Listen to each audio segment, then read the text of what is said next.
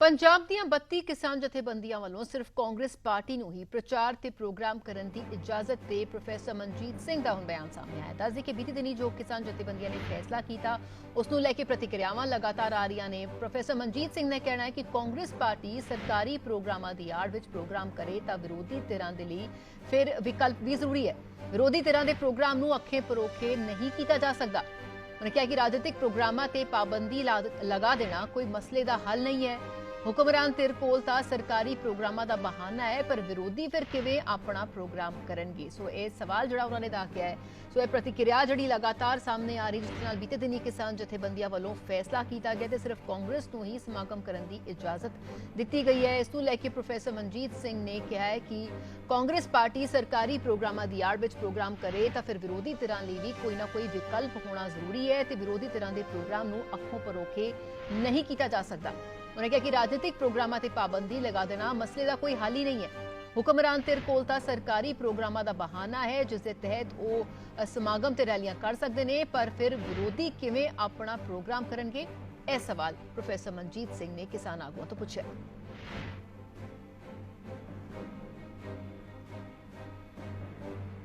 दस कि बीते दिन जिस नाल किसान आगुआं दी जो 32 किसान जथेबंदियां ने उन्होंने वक्-वक् सियासी पार्टी के आगुआं नूं सद्दा दिता सी और जो उन्हां दे नाल गलबात तो बाद फिर प्रेस कॉन्फ्रेंस करके किसान जथेबंदियां ने ऐलान किया कि सिर्फ कांग्रेस नूं ही जिहड़ा सियासी अपना समागम करने की इजाजत होएगी।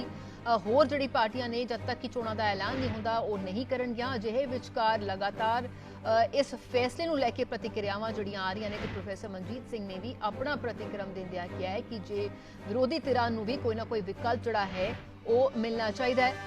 कांग्रेस पार्टी सरकारी प्रोग्रामां दी आड़ विच प्रोग्राम करे तां फिर विरोधी धिरां लई भी कोई ना कोई विकल्प होना जरूरी है। उन्होंने कहा कि विरोधी धिरां दे प्रोग्राम नूं अखों परोखे नहीं किया जा सकता। हर एक नूं हक है सूबे दे विच अपना प्रचार करन दा। राजनीतिक प्रोग्रामां ते पाबंदी लगा देना मसले दा हल नहीं है।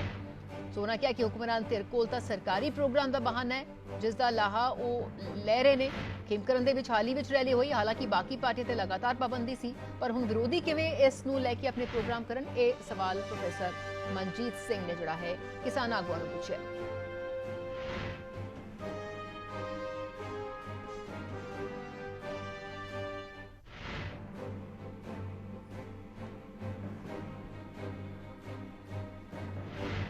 तो लगातार जी प्रतिक्रिया आई है और इसनूं लैके सवाल दागे जा रहे हैं किसान आगुआं तो भी कि उन्होंने किस बिना ते जिहड़ा है ये फैसले किए नहीं क्योंकि विरोधी धिर नूं भी प्रोग्राम करन दा पूरा हक है। जे सत्ताधारी नूं हक है तो फिर उन्हां कोल भी विरोधियों कोल भी कोई ना कोई विकल्प जिहड़ा है होना चाहिए है। राजनीतिक प्रोग्रामां ते पाबंदी लगा देना वैसे भी कोई मसले का हल नहीं है। इसनूं लैके कोई होर राह जिहड़ा है वो जरूर लभना चाहिए। इस समय पंजाब विच विधान सभा चोणां आउण वालियां ने ते दूजे पासे लगातार किसानी अंदोलन भी मगिया होया है। इस विचकार कल मीटिंग हुंदी है पोलीटिकल पार्टियां दे लीडरां दे नाल किसान आगूआं दी तां इस विच ये फैसला लिया गया है कि पोलीटिकल रैलियां जिहड़ियां पूर्ण तौर ते बैन रहणगीआं। इस दे नाल मोर्चे टुੱਟਣ ਦਾ डर और पंजाब दे विच किते ना किते माहौल खराब होने का डर सता रहा। इसे चलदे कल संयुक्त किसान मोर्चे के आगूआं वल्लों साफ तौर पर कहा गया कि पोलीटिकल रैलियां नूं बैन करना होगा पर बावजूद इस दे पोलीटिकल एक्टिविटी किसी ना किसी बहाने जारी है। बुद्धिजीवी की सोचते हैं इस पूरे घटनाक्रम नूं लैके पूरे फैसले नूं लैके प्रोफेसर मनजीत सिंह साडे नाल ने। प्रोफेसर साहब बहुत बहुत स्वागत है तुहाडा जी। बहुत बहुत धन्यवाद जी। प्रोफेसर तुसीं कल उस मीटिंग का हिस्सा सी। मीटिंग के बाद प्रेस कॉन्फ्रेंस तुसीं भी सुनी और लगातार तुसीं दिल्ली के मोर्चों से भी जाने हो पोलीटिकल एक्टिविटी भी तुसीं देखते रहने हो।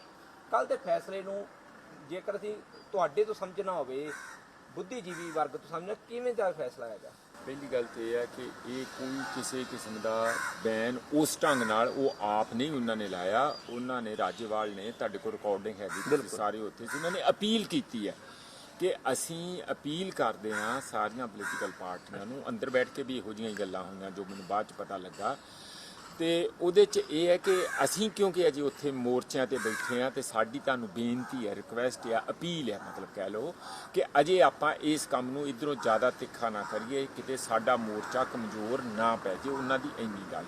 दूसरा सवाल जिहड़ा कल मीडिया दे विच भी बार बार आया पर जो कांग्रेस दे हो रहे जिस तरह माझे दे विच तो उहदे विरुद्ध प्रोटेस्ट क्यों नहीं होया ये सवाल मीडिया दे विच कई प्रैस कानफ्रेंस भी आया तो पहला भी मैनूं भी सवाल ये कीते। मेरा ख्याल है कि एक चीज़ नूं निखाड़ के ये संयुक्त किसान मोर्चे नूं भी ਉਹਦੇ ਤੇ ਕੰਮ ਕਰਕੇ ਦੱਸਣ ਦੀ ਲੋੜ ਆ ਆਪਣੇ ਕਾਡਰ ਨੂੰ ਵੀ ਤੇ ਪਾਰਟੀਆਂ ਨੂੰ ਵੀ ਕਿ ਇੱਕ ਕਾਂਗਰਸ ਪਾਰਟੀ ਹੈ ਤੇ ਕਾਂਗਰਸ ਪਾਰਟੀ ਦੀ ਇੱਕ ਸਰਕਾਰ ਵੀ ਹੈਗੀ ਹੈ। ਹੁਣ ਜੇ ਸਰਕਾਰ ਆਪਣੇ ਸਰਕਾਰ ਦੇ ਨਾਂ ਤੇ ਵੱਡੇ ਫੰਕਸ਼ਨ ਕਰਦੀ ਆ ਕੋਈ, ਤੇ ਜਿਹੜੀਆਂ ਵਿਰੋਧੀ ਪਾਰਟੀਆਂ ਉਹ ਉਹਨੂੰ ਲੈਣਗੀਆਂ ਕਿ ਦੇਖੋ ਇਹ ਤੇ ਆਪਣਾ ਪਾਰਟੀ ਦਾ ਵੀ ਕੰਮ ਕਰ ਰਿਹਾ, ਸਰਕਾਰੀ ਕੰਮ ਤੇ ਹੈ ਹੀ, ਜਿਹਨੂੰ ਰੋਕ ਨਹੀਂ ਸਕਦੇ ਕਿਉਂਕਿ ਉਹ ਸਰਕਾਰੀ ਕੰਮ ਹੈ, ਪਰ ਨਾਲ ਹੀ ਨਾਲ ਉਹ ਆਪਣੇ ਪਾਰਟੀ ਦਾ ਪ੍ਰਚਾਰ ਵੀ ਕਰ ਰਹੇ ਆ।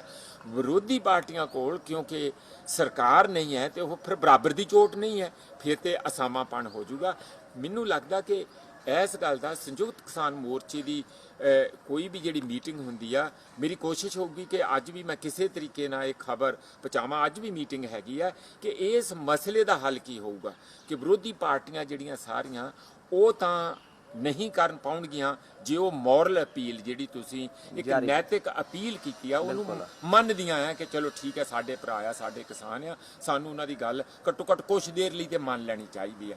ਪਰ ਜੇ ਦੂਜੇ ਪਾਸੇ ਸਰਕਾਰੀ ਫੰਕਸ਼ਨ ਦੇ ਨਾਂ ਤੇ 13 ਤਰੀਕ ਨੂੰ ਕੈਪਟਨ ਨੇ ਸ਼ੁਰੂ ਕਰਨੇ ਹੈਗੇ, ਉਹਨਾਂ ਨੇ ਕੋਈ ਕਿਤੇ ਫਾਊਂਡੇਸ਼ਨ ਹੋਊਗਾ ਉੱਥੇ ਬੰਦਾ 1000-2000 ਇਕੱਠਾ ਹੋਊਗਾ, ਕਿਤੇ ਕੁਝ ਹੋਰ ਫੰਕਸ਼ਨ ਹੋਊਗਾ ਉੱਥੇ 5-4000 ਲੋਕ ਇਕੱਠੇ ਹੋਣਗੇ, ਇਹ ਤੇ ਤਰੀਕੇ ਹੀ ਹੈਗੇ ਆ। ਰੂਲਿੰਗ ਪਾਰਟੀ ਦਾ ਜਿਹੜਾ ਐਡਵਾਂਟੇਜ ਹੋਊਗਾ ਸਰਕਾਰ ਦੇ ਤੌਰ ਤੇ ਕਾਂਗਰਸ ਨੂੰ, ਉਸ ਦਾ ਤੋੜ ਕੀ ਹੋਊਗਾ, ਵਿਰੋਧੀ ਪਾਰਟੀਆਂ ਉੱਥੇ ਕੀ ਚੁੱਪ ਬਹਿਣਗੀਆਂ, ਇਹ ਇੱਕ ਨਵੀਂ ਪ੍ਰੋਬਲਮ ਜਿਹੜੀ ਮੇਰਾ ਖਿਆਲ ਕੱਲ ਮੀਟਿੰਗ ਦੇ ਵਿੱਚ ਮੈਨੂੰ ਨਹੀਂ ਪਤਾ ਕਿ ਇਹ ਡਿਸਕਸ ਹੋਈ ਕਿ ਨਹੀਂ ਹੋਈ।